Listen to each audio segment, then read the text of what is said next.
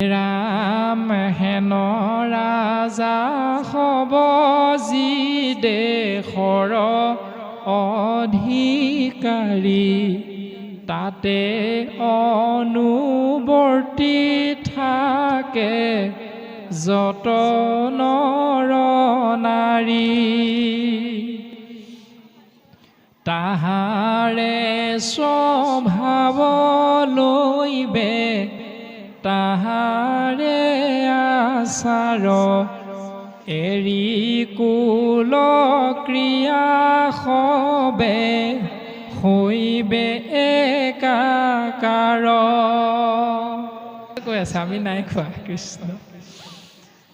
হে ৰাম অন্য ৰাজা সাজি গজ বাজিবল, ৰাজ্যৰ নিমিত্তে ঘোৰ কৰিবে কন্দল।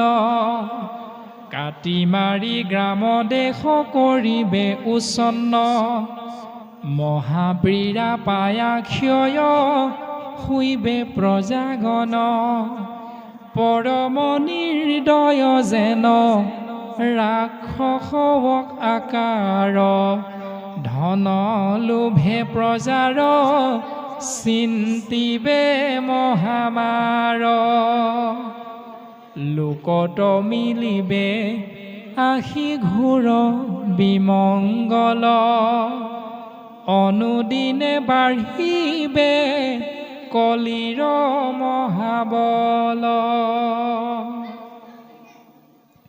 কলিৰ মিলিবে আশী ঘোৰ বিমংগল, অনুদিনে বাঢ়িবে কলিৰ মহাবল। এই অনাচাৰ অত্যাচাৰ কেৱল আন মাৰ কাট খাওঁ, এই চাৰি শব্দ ব্ৰহ্মৰ মাজতেই নিজৰ জীৱন অতিবাহিত কৰি অহা স্বভাৱবিলাকৰ কাৰণেই কলিয়ে সুবিধা পাই সেই দেহত বেছিকে আক্ৰমণ কৰিবলৈ সুবিধাটো পাই গৈ থাকে বুলি কৈছে। হে ৰাম ধৰ্মৰ ভাঙ্গিবে কলি, চাৰিও চৰণ সত্য শৌচ ক্ষমা দায়া কৰিবে উচ্ছন। শুইবে অল্পায়ু লোক মহাদুৰ্বিনয়, সুহৃদ